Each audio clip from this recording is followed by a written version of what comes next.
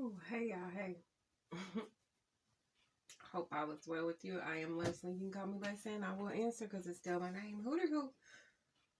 So today, I thought I was gonna run the streets today, but I'm just not feeling it. And so when I'm feeling like this, it's basically a time to stay home and do something that brings me joy. So I am going to do another pattern for BHM Pattern Designers Challenge. So Natural Dame, can't remember her name, or I just don't want to mess it up. One, two. I am going ahead and drop her channel as well as the Instagram channel for the Designers Challenge. Now, I've already entered one, which I love to make, which is my husband's vest. It's by Norris Ford. It's actually supposed to be a jacket, but I end up turning it into a vest for my husband. And I really like the way it turned out. There's some fit things I need to adjust on, but even with those fit things I need to adjust on, I love the make. He, of course, already said, "Ooh, this is nice. I would love to have another one." Yeah. He gonna have to wait. He's gonna have to wait on that. I'm gonna show you the fabric that I'm gonna use. It is not a high quality. And in fact, this is a fabric that I had purchased, which I don't even know if I ever put the reel out about it. I had purchased this fabric. There was a lady on Facebook Marketplace and she was selling like bundles of fabric. And the price was real good. But to be honest, it was literally one fabric out the entire bunch that I wanted. And it was a tweed. And I don't even know. I don't put it up. I don't put it somewhere. I probably wrote it. I'm going to try to find a little reel where it shows the fabric. And I know I'm not supposed to be buying no more fabric because y'all don't even see all my fabrics. I got enough. I don't need to buy none. But when I see something I really like, I buy it. So in the bunch and bundle, there was this pink satin material. Yes, it is the cheapest version of satin there is. It is very thin. It is not high quality. It may not look the greatest. I don't know. But guess what? I consider it still a plus because it's a fabric that it's a color I like. And then on top of that, I'm just going to make a shirt. So because I'm making a shirt, and this is more of a toile shirt, a shirt that I've never done before, and I got to get the tweaks out. The tweaks out. By me having to get the tweaks out, guess what? I can use a fabric that I'm not going to feel upset about. And I think there's 6 yards of this fabric. And that's why, when I went and got the bundle, it was such a great move for me. Because I really didn't care about this fabric. The other fabric I did, and this one is a bonus for me. So we're going to give it a try. So yeah, I'm going to have to use a very fine needle. A 70-10 or a 65-9, something like that. It's going to be a real small needle. It'll be fine. It'll be fine. So I have decided to do a Know Me pattern, which is 2052. Now, I know that there's some indie pattern designers and there are a lot of other ones that I can purchase. But seeing that Leslie has an excess of patterns, I felt that it didn't make sense to spend $10 for a pattern, regardless of the fact that it's supporting a designer. This has nothing to do with them. This has to do with what I need to really work on. I picked up these patterns thinking I would like them. How do I know I like them? if I don't sew them. So my goal is to sew them to see if I like them, because if I don't like them, why have them? But we're not going to be, my thing is not to be wasteful with money. I've done that for years. Purchase, like I said, I have probably 300 plus, maybe even 400 patterns, 3.5, 400 patterns of any kind of size that you can think of, from baby to old, to home decor, to children's, to men's. I have vintage patterns. I have brand new patterns. I have PDFs.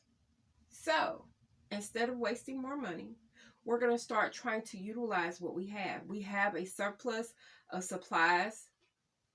So I'm trying to do designs or do things that I can actually just do from beginning to end without going to the store. Now, there is a project in the corner.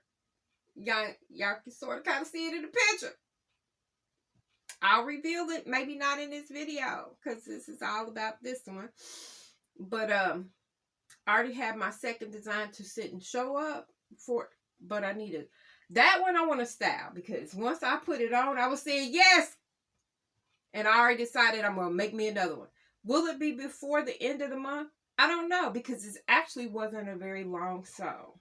I am going to mess her name. Every time I say it, I know I'm missing something in her name, and I don't want to screw it up, so I'm putting it on the screen. That's who it is. I have seen several times. I've probably seen 4 or 5 different sewists do it on YouTube.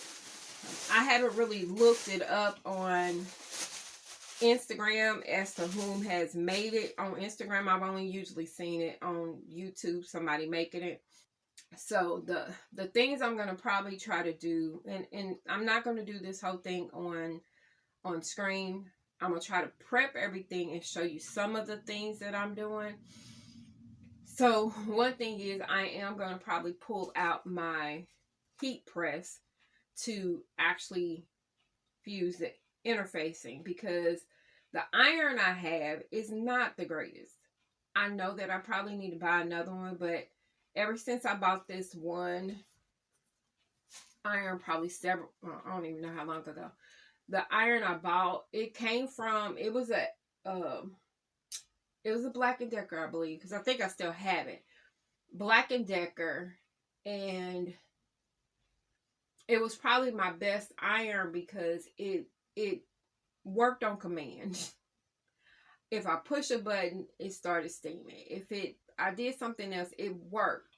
Whereas this iron, I have to sit in, because it has an auto shut off, I have to lay it down, wait till it decides to start working. But now it's leaking. It's leaking. So that by itself makes me want to throw it to the wolves. Something just fell in my living room or in my kitchen. That was weird. Anyway, so now I do know with this particular top, oh, I was talking about the iron, wasn't I? So with the iron, sometimes I notice that stuff don't fuse well or doesn't hold. Because the last project I used Trico. We got something in our eye. I used Trico interfacing, which is a knit interfacing. And even after putting it on and pressing it on, it actually came up, and which was annoying. So I know that when I fuse it with my heat press, it stays. So I'm going to heat press all of them. Plus, I have protection that'll be on it, and I don't have to worry about constant pressure marks and stuff like that. I am going to do a size, I think I want it a little bit more oversized. I normally wear a size 18, but I'm probably going to do and I know that it is oversized, y'all. I know. But I think I'm going to take my time and actually, because I can't get this pattern again. I'm almost sure I'm gonna like it. I'm not concerned that I'm not. I'm almost sure I'm gonna like it. I may have to take, because I want it to be oversized. I may tailor it a little bit in the back to take out some of the bulk, but for the most part, I think it's gonna be fine the way it is. But I think I'm gonna actually make a duplicate of the pattern so that I have one, because I can't get this pattern again. It's not available unless I go online. Um, Sometimes I realize after I purchase them, I wish I bought two of them. So there's some patterns that I do have that somehow I ended up with two or three of them, and they're not something I'm going to keep. So eventually I will be weeding those out. But until then, we're going to make it work. So I'm going to go ahead and render out the pieces. I'm going to do a size 22, grade out to like a 26 in the hip area because it's not that big. But the one way I can kind of avoid making it too big is where it stops at on the side, stop it up much higher so that my hips have breathing room, because I think the hip area only goes to a finished 64. Maybe it may be depending on what size. I think I have to double check, but if it's a finished 64, because it says 64 for the waist, but it doesn't tell me how big. It should be same thing, right? 64 for the waist, and if it's 64, it'll come across my hips. But I'm definitely going to go from a 22 and grade it to the 26, maybe a little bit more. And what else? Those are the things I plan to change. So let's see how this works.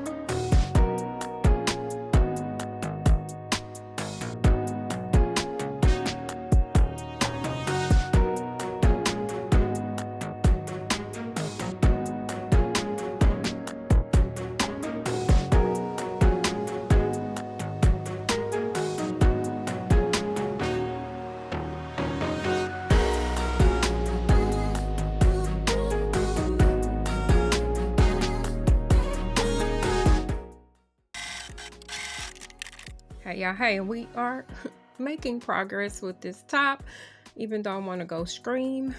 Now, just so you know, I am not using a high quality satin. This is probably the cheapest you can get, but it is fabric I had in my stash that I could use. I had to ease in a decent amount of fabric. I need to move over here a little bit.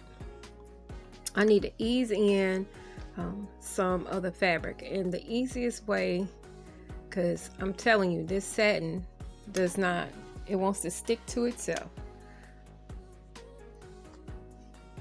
It wants to stick to itself. So all I do is actually come through and get a little bit of a bubble. A little bit, not a lot. That's going to be the easiest way you can kind of add in or ease in the amount of fabric that you may have, because I tried to gather it and the gathers aren't that great in it. Plus it still was bigger using, because you know there's markings on your shirt that usually is right by the shoulder at the top and then at the front. Well, they don't match. I don't know if I did something wrong. It happens. I don't stress about it. I know other people probably would, but I don't stress about it. All I'm going to do now, don't worry about this extra right here. This extra is because I actually extended the sleeve. I'm not concerned about that. But the easiest way to kind of ease in is to literally just move a little bit, pin. Now it may seem like it's a lot, but it's not. It's like minute. And I'm trying to pin in the seam allowance area. And by doing it this way, I distribute that excess fabric and I should get a pretty smooth look.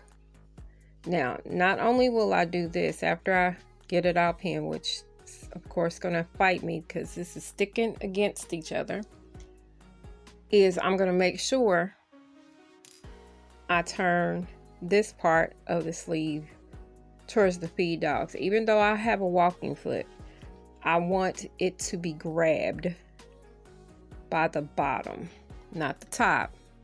Because the top still, even though it's being fed through with the walking foot, it still acts crazy. So it's easier for me. I got more control this way. And that's what you want, some control. This side looks like it's already sewn. Now, I did end up with an issue, and I don't know why. When I was sewing it, and I ended up having some grabbing, and it didn't go straight through like it needed to. So I had to take it out from under the feed dogs and replace it back in. And it's fine. I'm not concerned because I'm literally going to cut all of this off and actually bind it. So this is what it looks like on this side. I'm going to press it because pressing, understand, pressing helps. Is it going to be perfect? Probably not. But if I make it look nice, we'll be okay. Okay? We'll be okay. We going to be okay.